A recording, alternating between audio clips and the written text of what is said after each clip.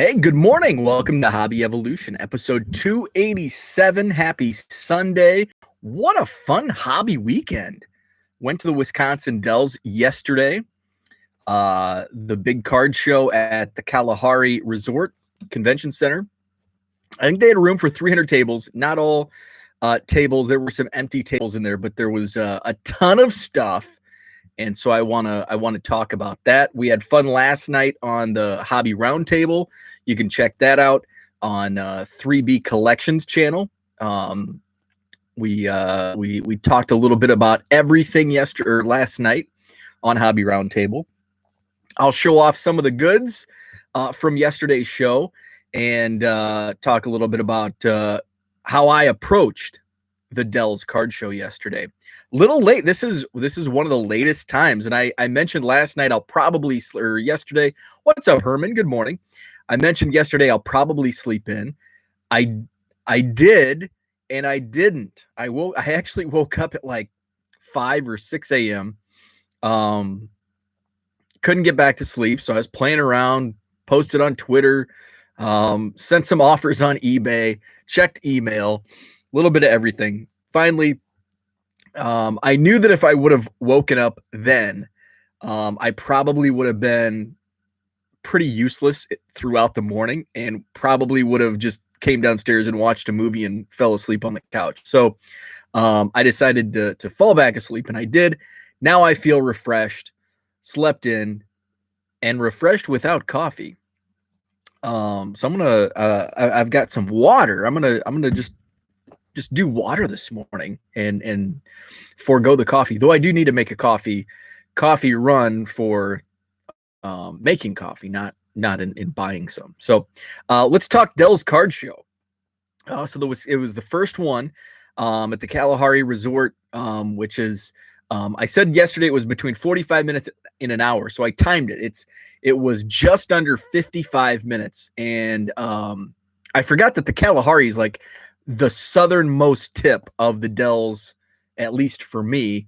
It's right there on the interstate. So it was, you don't even have to drive. I think there's maybe one stoplight that you hit. So it was right there, like 54 minutes from my driveway to the parking lot of the card show. So my approach was, so I went in.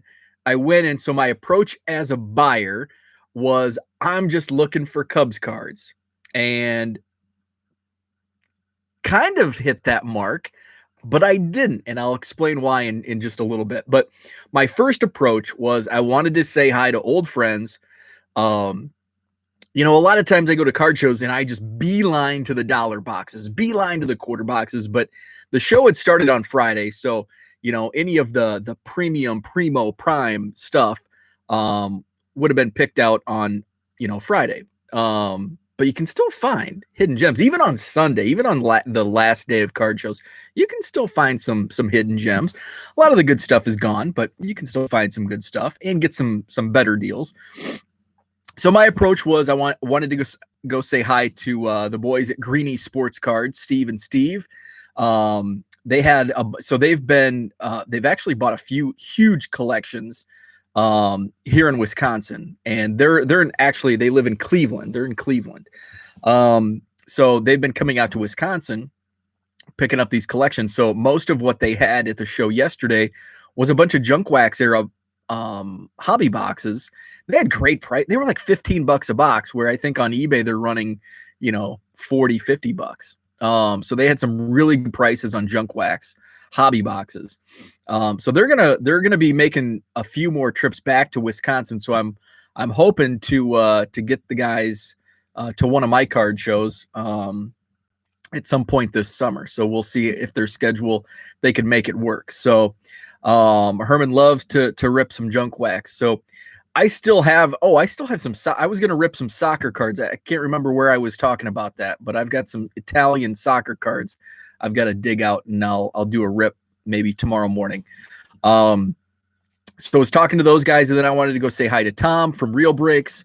Tom was so this is how funny the hobby works and how close knit it can be and what a small world it actually is. So I did some breaks in like 2014 maybe, because I remember Arizmendi Alcantara was like the hot Cubs in Cubs breaks.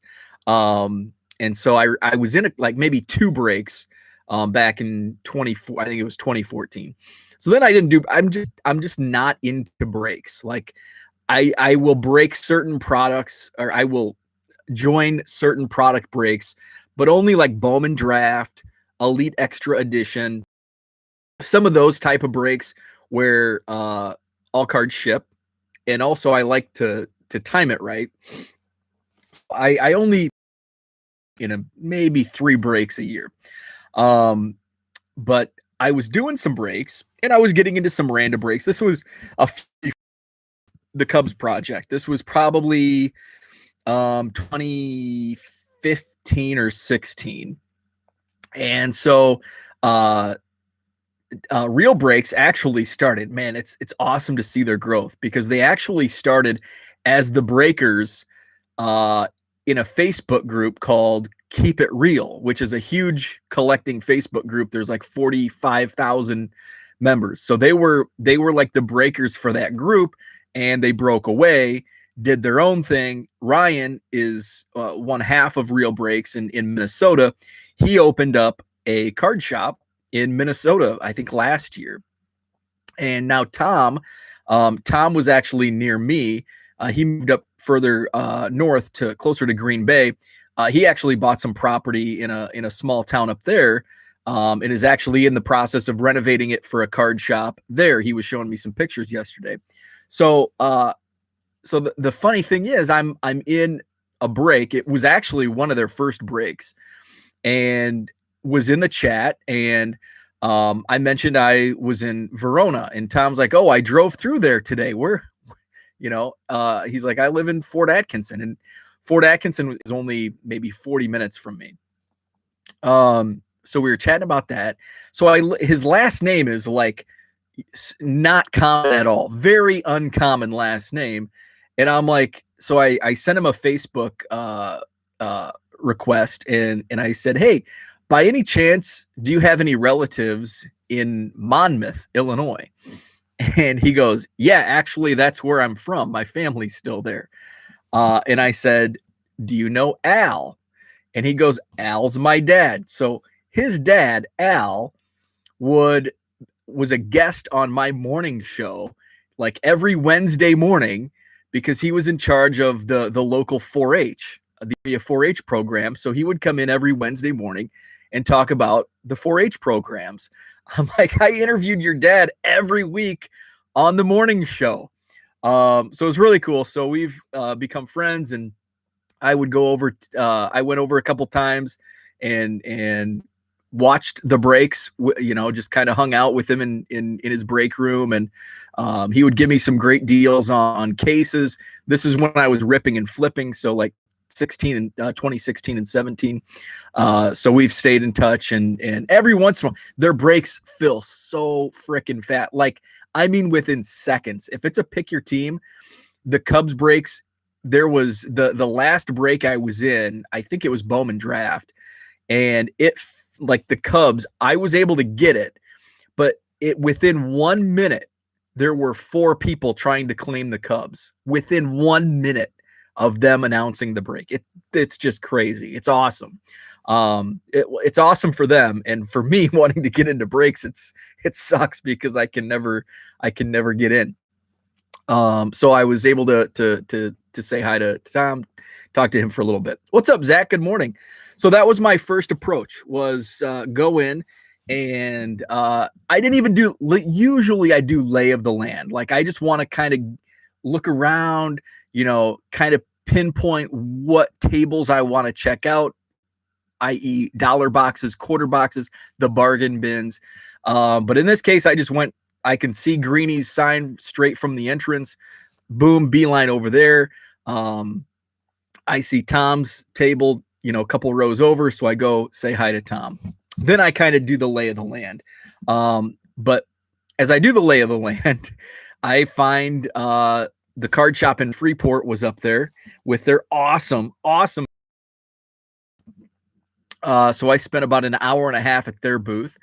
Found some great deals. I'll show off here at the end of the video what I picked up. So then I kind of did a perimeter. What's up, Marty? I'm from Superior, kind of disappointed I didn't make the trip down there. Marty, it was awesome. There's still it's still going on today, so if you could make it down, well, it's getting kind of late now. It's already 10, but and I know a couple of the vendors were packing up after yesterday and not coming back for today. But there is another show in the, I can't remember which month, but it's like in the fall, August, September, October. So they will be doing another show. It was awesome. What's up, Brian? Good morning. We should all grab food and an adult beverage after the show on Saturday. You are on. I am totally down for that. Third Coast, what's up? Take it back. Good morning from Texas. So I did kind of the lay land. I walked around, checked it out. I did get sidetracked from one booth, but before I kind of go into details on that, the show itself at the Dells was, I mean, I came away and I talked about this on Hobby Roundtable last night.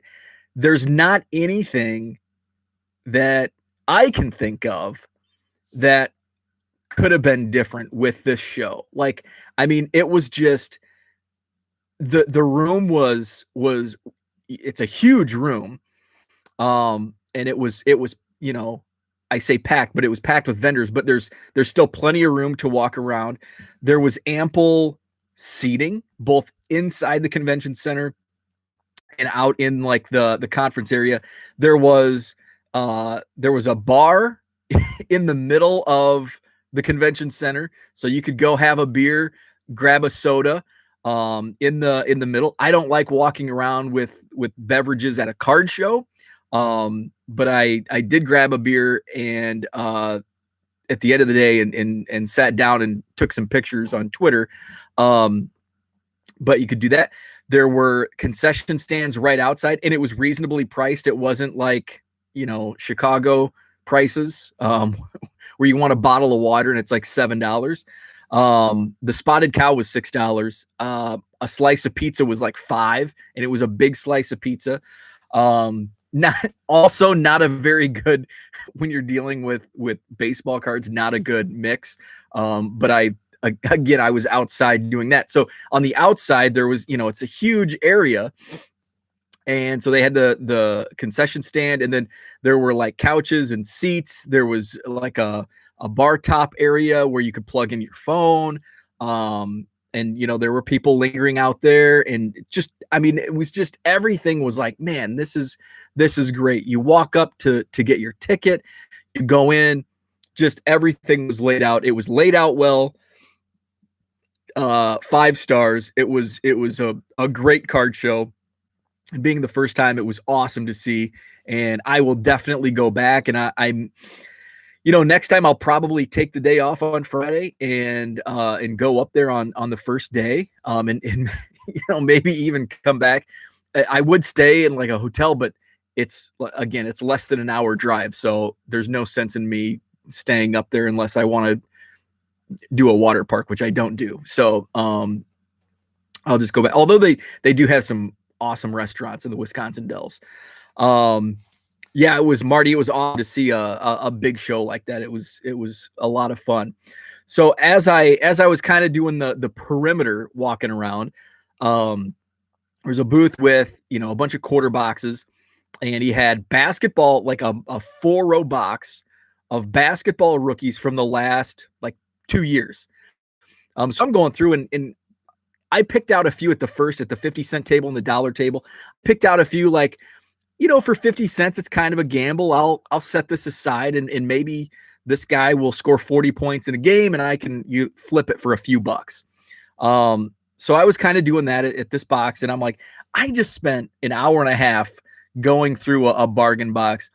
I'm just going to see what his price would be on this entire box. So I said, because I had already, like in the first row, had already built a nice stack. I said, I don't really want to go through this whole box.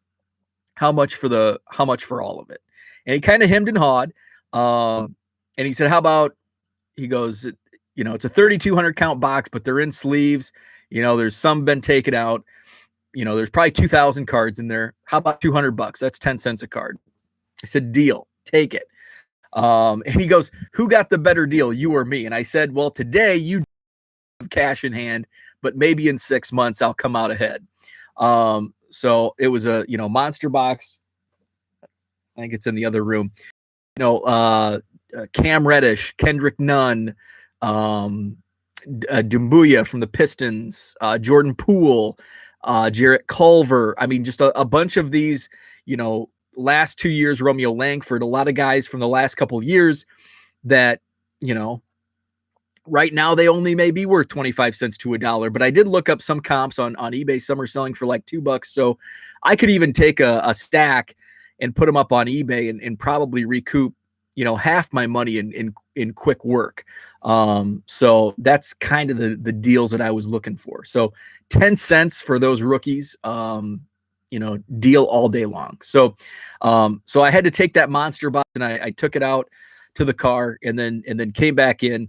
And then that's when I just kind of did a more of a wide swoop of the room. And I was just looking for bargain boxes. I was shocked at how many slabs there were. I mean, it seemed every table had slabs.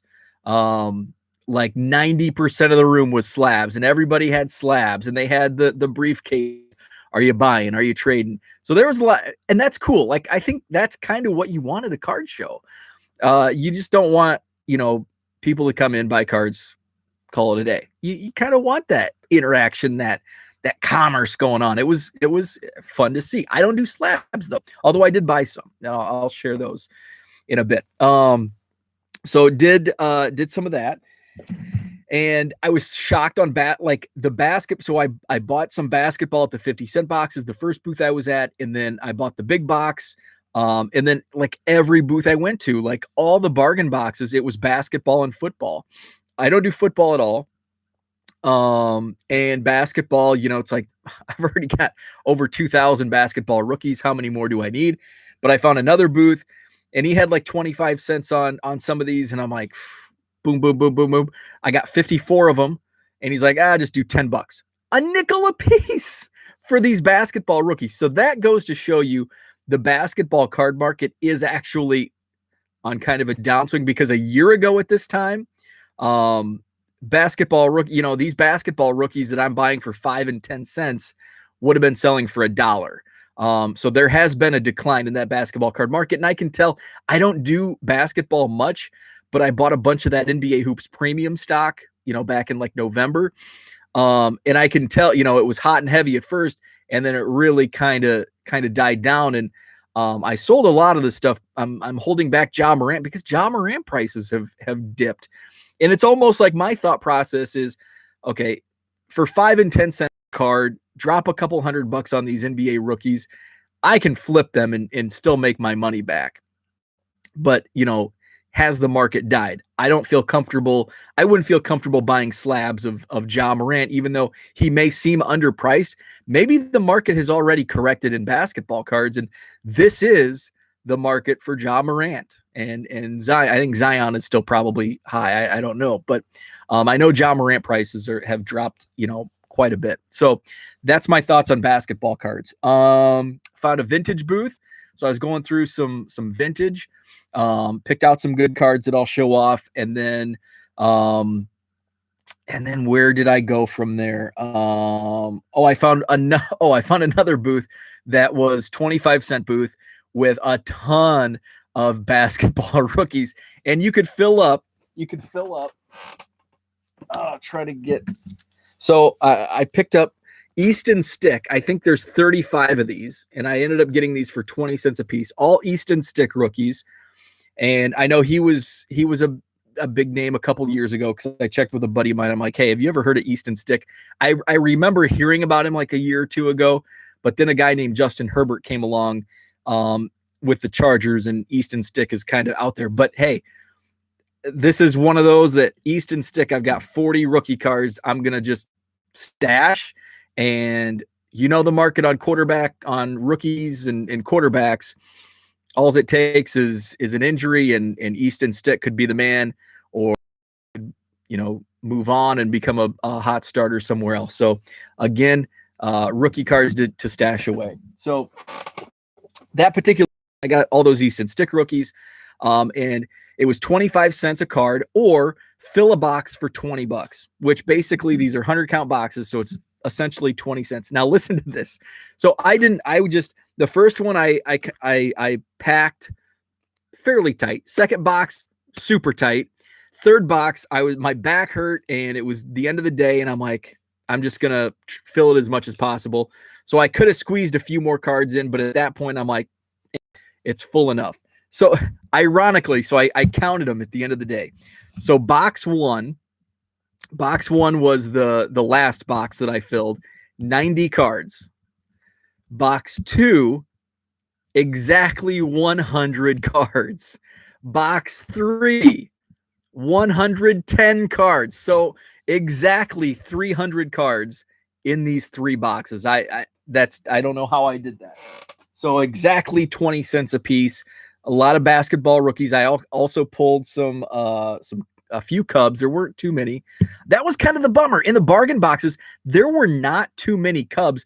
I should have spent more time at the first booth, because they had, and now as I kind of went through it last night, like looking to see what all I picked up, that first booth was by far the best bargain, of the day.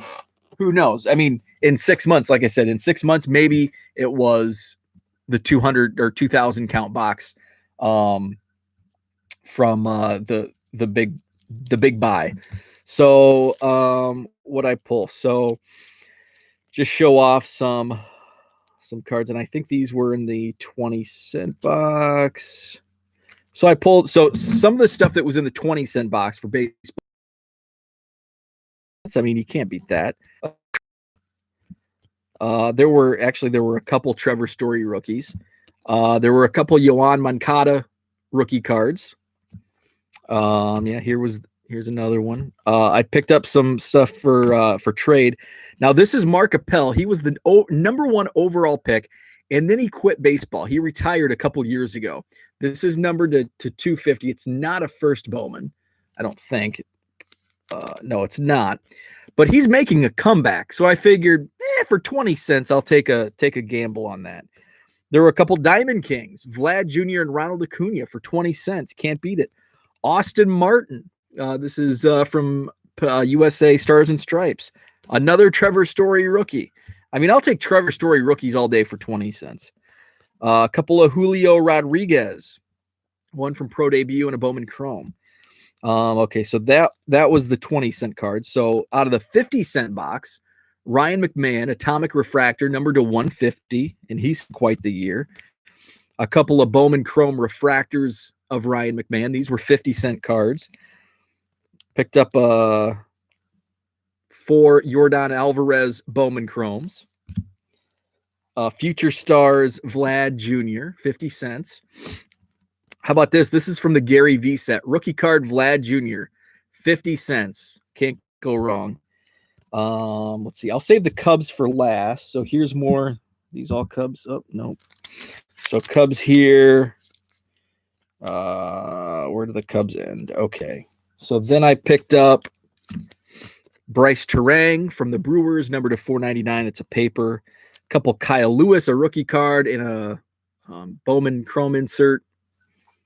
Let's see. Aroldis Chapman, first Bowman. A couple of these Rafael Devers, and I think I pulled 2 of these out of his card shop for 50 cents, and I think I sold them for $5 each from Topps Now. Let's see. Here's another from Gary V, the Yordan Alvarez. Jacob deGrom. I think that's a rainbow foil. This is a cool Ken Griffey Jr. This is from 2014. and a Mike Trout tops bunt. So I'll pick up Mike Trout's for 50 cents all the time. Cole Tucker first refractor, 50 cents. So here's some of the basketball. These were the 50. Picked up some Eric Paschal rookie cards. He's one of the guys that was kind of speculated on going into the season, and he's kind of been a letdown. Fernando Tatis, Diamond King.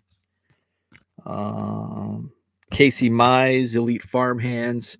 I also added some Dylan Cease. I had like a big Dylan Cease collection going, and I saw a bunch of these, and I'm like, I was such a Dylan Cease collector. I need to continue, even though he's with the White Sox. This is an awesome card. Even though he's with the White Sox now, I should keep the Dylan Cease. Luis Garcia numbered to 150. A New Age Performers, Vlad Jr. And these were all in the 50-cent box. Steven Strasburg rookie from Bowman Platinum. So that was the 50-cent cards. Dollar cards. Again, I kind of went in on some basketball. Josh Green. I don't even know what this is. Rated rookie, but it's colorful. What else was in there? There were some here's some first prisms. First year prisms, Michael Kidd Gilchrist and Brandon Knight. So those are, always an early Mauricio Dubon rookie rector. And what else was in there? Oh, a Trout insert. There were a bunch of 2021 Topps rookies, and I thought, like, man, because if I buy in bulk, I can get, a little bit of a deal. But I ended up seeing what else was in here. I only picked up one Mize, Casey Mize rookie. Maybe a couple years down the road, I'll be like, man, I wish I would have picked up more. Let's see. So some of the bargain box Cubs, a Raffy Palmeiro, number 2021, Ed Howard, Prism Fireworks insert, Nico Horner, 15 and under card, numbered to 499 for 50 cents. I'm taking that all day long. More hobby for my collection. Jake Arrieta, numbered to 250 from Gypsy Queen. I don't think I had this Anthony Rizzo card. Another Nico Horner, which I think is also new to my collection. Here's a Dawson number to 575. A couple of green refractors, Zagunis and Steele. Trevor Clifton, purple shimmer. Ezekiel Pagan number to 499. Another Dylan Cease. So those were some of the bargain box Cubs. Let's take a look at. So then I was at the vintage booth. I love exhibits. Phil Cavaretta exhibits, and these are great, like vintage, really good price. Kirby Higbee, which I don't think I may have that Cavaretta, but I know I didn't have the Kirby Higbee. So that was fun. Slab 1953 Bowman, and this was like $5, I think. An early Ron Santo from 62 Topps, a Billy Williams stamp. There was some great, oddball vintage Ron Santos coin. Topps embossed from Ernie Banks, 1964. This is a high number, Dave Hillman. Here's a Cepeda and Frank Robinson. Beautiful. Ernie Banks. Another Ernie Banks. That's a Jello. So that was some of the vintage. Oh, and then I picked up a Heritage Action Francisco Lindor. That was only $1. And then I picked up some Jose Abreu's. $1 a piece on the first Bowmans. Okay, I showed those. So that was the Cubs pickups. So then, the end of the day, like the very last, I was done shopping, and I was sitting at a table. Dad and his son came and sat down, and we're just kind of chit-chatting. and he's a big slab guy, and he was the kid probably in his 20s. He was wheeling and dealing all day, and big slab collector. Talking about, I'm a Cubs fan, and he throws this across the table, and he goes, "You want it? $20." I'm like, sold. Chris Bryant rookie, Bowman's best, graded 9.5. So I'm like, Chris Bryant rookie, and he's having a much better year than he has. So all in all, it was an awesome show. Had a blast, and looking forward to the next show. We're having one next Saturday, May 22nd, here in Madison, Wisconsin, at the Sheraton on John Nolan Drive. I do have some tables left, so if you do want to set up, let me know within the next couple days. We do have some space remaining, so we just get the final count in by, I think, like Wednesday. We'll have to have a hard count, so still have a couple days. Let me know. $50 for vendor tables. It's a 5,300 square foot space, so there's plenty of room. Had a lot of fun in our April show.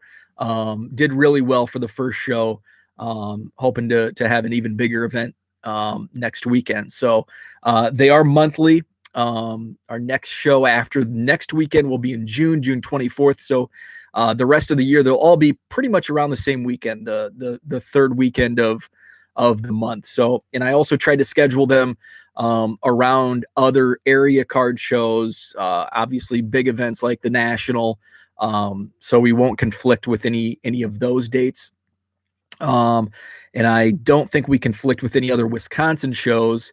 And I know a lot of Illinois shows haven't really started, haven't been scheduled yet, though that probably has changed within the last couple days. So I try to avoid, some of the bigger Chicago suburb shows. But a lot of those weren't listed when we confirmed dates, because we had to get those dates to lock down a better price for the room. So our schedule's set. That calendar can also be found on Beckett, on the show calendar at Beckett.com. We have a website, MadisonCardShow.com, and then my Twitter, 1,000,000 Cubs, and also Twitter, Madison Card Show. So check that out. It'll be a lot of fun. What's up, Jeremy? I'm just wrapping up. So that's all I had for today. Just wanted to review yesterday's Wisconsin Dell show. It was awesome. I can't wait for their next event. And now my juices are really flowing for card shows and getting out and about again, and having some fun and buying some cardboard. So have a wonderful Sunday. It looks like it's clouding up out there, which kind of makes me happy, because I can get prepared for my show next weekend, instead of if it was sunny and warm, I'd have to do some outside work and be away from my cards. So I kind of want some rain today so I can continue hobby weekend. So that's what I had for today. Thanks so much for chatting and joining. Have a great Sunday, and back on regular time tomorrow morning at 7 a.m. Have a great day, and we'll talk tomorrow.